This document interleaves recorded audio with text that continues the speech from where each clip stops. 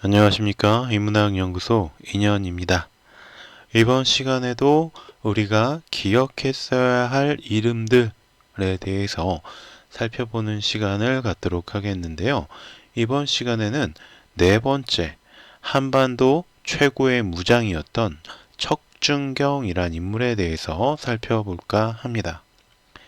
자, 척준경, 사람들이 많이 모르고 있을 수 있는데 일단 척준경의 등장부터 보도록 하자면 고려시대, 아니 어쩌면 한반도 역사를 통틀어서 가장 강력한 무력을 지닌 인물, 바로 척준경이 아닐까 싶어요. 일명 한반도 최고의 소드마스터라고도 불리는 척준경은 우리가 잘 알고 있는 드라마 도깨비의 고려무장 김신의 모델이라고도 알려져 있습니다. 그래서 척준경을 모델로 이 도깨비의 김신이라는 무장이 탄생되었다라는 이야기죠. 이 사진은 TVN 도깨비 공식 홈페이지에서 가져온 사진이고요. 어쩌면 소설에서나 가능할 법한 일들을 이루어낸 그의 업적은 정사인 고려사와 고려사 저료 등의 사실을 기반으로 기록되어 있습니다. 소설이나 영화 속의 주인공이 아니라 우리 역사에서 생생히 숨을 쉬었던 그 역시 고려시대 별무반을 조직해 여진을 정벌했던 윤간의 이름 아래에 가려져 있었다라고 볼 수가 있습니다. 정확한 출생일은 알려지지 않았어요. 하지만 지방 하급 관리의 아들로 태어났다라는 정도는 알려져 있고요. 척준경은 어린 시절부터 글 공부보다는 친구들과 어울리며 무예를 익히는 등 이른바 골목대장 노릇을 했다고 전해집니다. 그러다가 가출 혹은 방황의 시기에 우연히 고려 11대 문종의 셋째 아들인 계림공 왕희의 집에 가서 그의 시종 노릇을 하게 되었다고 합니다. 구체적인 내용은 역사에 전해지지 않는데 어쨌든 이쪽으로 가서 시종 노릇을 했대요. 그런데 바로 이 계림공이 훗날 왕 숙종이 되면서 척준경 또한 이 숙종을 따라서 추밀원, 고려시대의 왕명을 출납, 또 궁중의 수기 및 군기를 맡아서 보는 일단 지금으로 보면 비서실 같은 그 비서실의 어떤 인력으로 들어갔다는 거죠. 관리로서 들어갔다는 거예요. 요즘 말로는 낙하산이라고 할 수도 있는데 어쨌든 이곳에서 9년 동안 일하던 그는 고려 동북 쪽을 담당하던 병마사 임간이란 사람 밑에 말단 관리로 임명되어서 가게 됩니다. 이때가 한창 여진족들이 국경을 넘어 고려의 땅을 침범하던 시기였는데요. 마침내 1104년에 여진족이 정주성을 공격해오자 이를 얕보았던 임간이 군사를 이끌고 맞서 싸웠습니다. 그랬지만 결국 대패하고 쫓기게 되었죠. 절체절명의 순간 척준경은 임간에게 말과 무기를 나한테 주시오 라고 요구를 했어요. 자, 이걸 보면 우리가 알 수 있는 게, 유추할 수 있는 게 뭐냐면 이때 당시 척준경은 무관도 아니었고 말이나 무기조차도 지급받지 못하는 정말 말달 중의 말단 벼슬아치였다. 이 정도를 우리가 유추해 볼 수가 있겠죠. 어쨌든 상황이 급하니까 임간은 일단 이 말단 관리의 건방진 요구를 들어줍니다. 그렇죠. 이 고려 동북 쪽을 담당하던 병마사라면 정말 엄청난 권력자라고 할 수가 있어요. 그런데 언제 내가 잘 보지도 못했던 저 까마득한 저 밑에 있는 말단 관리가 나한테 와가지고 우리가 지금 대패해서 지고 있지만 나한테 말과 무기를 좀 주세요. 그럼 내가 어떻게 한번 해볼게요. 이런 식으로 요구를 한 거예요. 초근이 없는 일이 아닐 수 없습니다. 어쨌든 근데 상황이 상황인지라 임관이 결국 이 건방진 요구를 들어줍니다. 그런데 이때부터 척준경의 신화가 시작되는 시기가 돌아오는 겁니다. 척준경은 후퇴하는 고려군 사이에서 홀로 적진으로 뛰어들어서 여진족의 장수 2명을 죽여버려요. 그러면서 여진족의 추적을 물리치며 고려군의 숨통을 틔워주게 됩니다. 자, 우리가 쉽게 이해하기를 해서 여진족 장수 2명을 죽이기 위해서는 더 많은 일반 병사들을 홀몸으로 쫓아가서 해치우고 나서야 여진족의 장수 2명을 죽일 수 있었겠죠.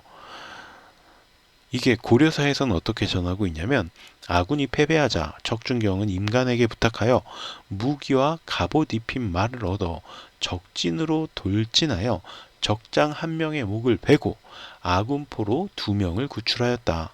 그 후 교의인 준민과 덕린과 함께 활을 쏘아 각각 1명씩을 거꾸러뜨리자 적들이 물러났다. 척준경이 퇴각하자 다시 여진족 100여 기가 추적해왔고, 그러자 다시 대상인 임정과 함께 적장 2명을 사살하였다. 적들이 망설이는 틈을 타서 아군은 무사히 성으로 들어왔으며 이 공으로 천우의 녹사 참군사를 제위받았다. 고려사 127권에 전해지는, 그러니까 엄연한 역사예요. 그러니까 우리 편이 다 도망가고 있는 와중에 척준경 홀로 적진으로 돌진해서 적장 1명을 목을 베고 아군포로 2명까지 구해갖고 왔다는 거죠. 그러니까 몰려오는 적들을 거슬러 올라간 거예요. 그리고 나서도 또 다른 이제 교위라면 어떻게 보면 지금으로 봤을 때는 뭐 소대장 뭐 이 정도 되는 인물들하고 함께 활을 쏴서 각각 1명씩의 적을 또 거꾸로 틀렸고, 그리고 이제 척준경이 다시 퇴각하니까 여진족 100여 기가 추적해 왔고, 이걸 다시 다른 장군과 함께 쫓아나가서 적장 2명을 사살했다는 거죠. 이 정도면 거의 뭐 무협지의 주인공이죠. 우리 편이 다 패퇴해서 도망가고 있는 와중에 홀로 적진으로 뛰어들어가지고 우리 편 2명 구해오고 적장 1명 죽이고 또 활 쏘서 또 죽이고 다시 또 쫓아가서 또 죽이고 자, 이 정도면 정말 무협지에 나오는 어떤 영웅 스토리가 아닐까 생각합니다. 자, 두 번째는 윤관과의 만남에 대해서 보도록 할게요. 이처럼 뛰어난 무의를 선보인 척준경은 웬일인지 오히려 투옥을 당하게 됩니다. 자, 이 부분에 대해서 학자들은 아마 임간이 자신의 과오를 덮기 위해서 자신에게 건방진 요구를 했던 척준경을 희생양으로 삼으려고 했던 것이 아닌가라고 추측하고 있다고 합니다. 자, 뭐 자세한 내용까지는 모르겠지만 일종의 이런 유추는 할 수 있다는 거죠. 자, 이 사람이 바로 윤관의 어떤 초상화입니다. 충청북도 무형문화재 제 160호로 선정된 윤관의 초상화고요. 그러나 이런 척준경의 활약을 알게 된 윤관은 그를 감옥에서 꺼낸 다음에 여진족 정벌에 자신이 데려갑니다. 사실 윤관은 이미 1104년 숙종의 명에 따라서 여진족 정벌에 나섰다가 실패한 뒤에 별무반을 조직해서 다시 여진족 정벌에 나선 상황이었다고 합니다. 잠깐 이 별무반에 대해서 뭐 이미 아시겠지만 이런 거죠. 여진족들은 다 기마족이에요. 기마족. 그래가지고 전부 다 기마 부대인데 이때 당시에 고려는 그렇지 않았다는 거예요. 자, 그럼 이제 기마병들하고 싸우기 위해서는 뭐가 필요해요? 당연히 기마병이 필요합니다. 당시의 기마병은 일종의 전차부대라고 볼 수가 있어요. 전차부대의 보병이 이건 뭐 게임이 안 되겠죠. 그러니까 윤관은 별무반이라는 걸 우리도 조직해서 전원 기마대로 이루어진 무력 부대를 만들자라고 이야기를 했던 거고, 이게 오케이 받아가지고 윤관이 이런 기마 부대를 조직했습니다. 그리고 거기에 누구를 척준경을 데려왔다는 거죠. 윤가는 여진족에게 고려가 잡아두었던 허정과 나불 등을 돌려보내겠다고 통보하였고, 이에 여진족이 400여 명을 보내자 이들을 섬멸해버립니다. 유인한 다음에 섬멸했다는 거죠. 윤간의 17만 대군에 놀란 여진족은 동음성으로 숨어 들어갔고, 윤간은 이를 격파하게 됩니다.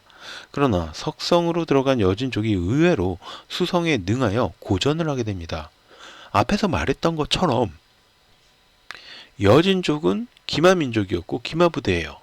당연히 수성에는 약할 거라고 생각을 했는데 의외로 수성을 잘했다는 거예요. 자, 더 이상 시간을 끌면 다른 여진족들이 뭉쳐서 공격할 것이 걱정이 된 거예요. 그런데 그때 또 누가 나섰다? 척준경이 나섰다는 거죠. 죄를 지어 죽을 몸이었던 저를 구해주신 장군의 은혜에 보답하겠습니다. 이렇게 이야기하고 척준경은 홀로 칼과 방패를 들고 성벽을 기어 올라가서 성벽 위에 있던 여진족 수십 명을 베었고, 이것을 본 고구려군은 사기가 올라 마침내 성을 함락하게 되었다라는 거예요. 자, 척준경이 혼자 칼과 방패를 들고 성벽에 올라가서 성벽 위에 있던 여진족 수십 명을 베었다. 자, 역시 간혹 무협소설에서나 보았던 이런 내용이 소설이나 영화의 주인공의 모습이 아니라 역사서에 기록된 척준경의 모습으로 기록되어 있다는 겁니다. 그러나 여진족 역시 만만한 족속은 아니었죠. 그래서 약 8천여 명의 적은 군사로 시차를 나갔던 윤관은 길을 우회한 여진족의 기습으로 1000명밖에 남지 않는 절체절명의 순간을 맞이하게 됩니다. 이때 함께 있던 척준경은 10명의 결사대를 준비해서 길을 뚫기 위해서 나섭니다. 그의 동생이었던 낭장 척준신이 이건 불가능한 일이야 라고 하면서 척준경을 말렸지만, 나는 한 몸을 나라에 바쳤기 때문에 가만히 있을 수가 없다. 늙은 아버지를 부탁한다. 나는 나라의 몸을 바쳤으니까 요번에 죽더라도 도전해 볼 거야. 그러니까 내가 죽으면 너는 우리 늙은 아버지를 잘 보살펴줘 라고 동생에게 말을 하고 적진의 돌격을 감행했다는 거죠. 자, 어떤 결과가 일어났을까요? 병목지형을 믿고 깊숙이 정찰을 나간 윤관은 우회로를 통해 침투한 여진 대부대의 기습에 소수의 부하들과 함께 고립되었다. 부사령관인 오연총이 화살에 맞았고, 윤관 역시 위기에 빠진 때에 척준경이 결사대 10명을 이끌고 활로를 뚫으려 하자 낭장 계급으로 함께 전투에 참여한 동생 척준신이 이를 말린다. 척준경은 나는 한 몸을 나라에 바쳤기에 가만히 있을 수 없다. 너는 늙으신 아버님을 잘 봉양해라 라며 돌격한다. 이렇게 척준경이 윤관을 구하기 위해 목숨을 건 이유는 윤관이 먼저 자신을 알아주고 구해준 은혜를 갚기 위한 것으로 보인다라고 고려사 96권에 실려 있었습니다. 자, 그래서 어떻게 됐을까요? 척준경이 여진 군사들 10여 명을 해치우고 악정고투를 벌이며 시간을 끄는 도중에 마침 최홍정과 이관진이 이끄는 지원군이 도착을 하였고, 윤관은 간신히 목숨을 건지게 되었다는 거죠.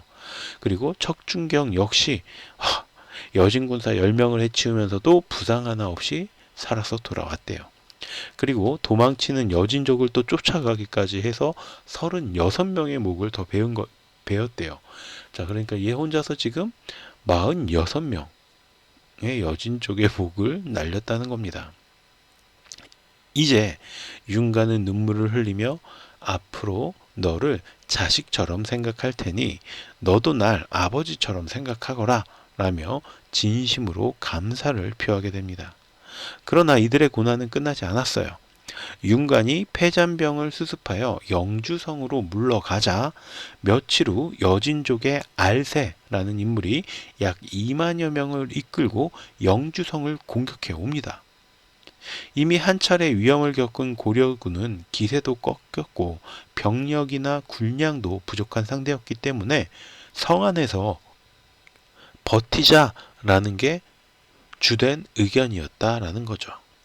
그런데 이때 누가 또 척준경이 나서서 우리가 나가지 않고 안에서 버틴다면 적병은 더욱 늘어날 것이며 우리의 군량은 더욱 부족해질 것이다. 만약 지원군마저 제때에 오지 않는다면 어떻게 할 거냐? 우리 다 같이 굶어 죽을까? 뭐 이런 거죠. 그래서 나가서 싸울 것을 주장을 했고요. 그래서 결국 척준경은 결사대를 모집해서 성을 나섰고요. 적병 19명을 베면서 여진군을 몰아냅니다. 그는 피리를 불며 성으로 돌아왔고 고려의 장수들이 그의 손을 잡고 절을 하면서 감사를 했다고 합니다.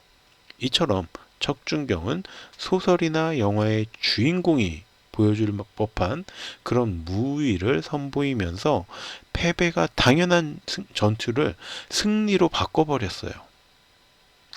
자, 그럼 이런 척준경이 또 다른 어떤 무용담을 가지고 있는지, 그리고 이러한 엄청난 업적을 이루어낸 엄청난 무위를 보여준 척준경이 왜 역사서에서는 그렇게 자세히 다루어지지 않게 되었는지에 대한 내용은 다음 강의에서 설명을 해드리도록 하겠습니다. 자, 긴 시간 동안 제 강의 들어주셔서 참으로 감사드리고요. 저는 다음 시간에 또 다른 강의로 척준경 2로 인사드리도록 하겠습니다. 오늘 강의가 마음에 드셨다면 구독과 좋아요도 부탁드립니다. 감사합니다.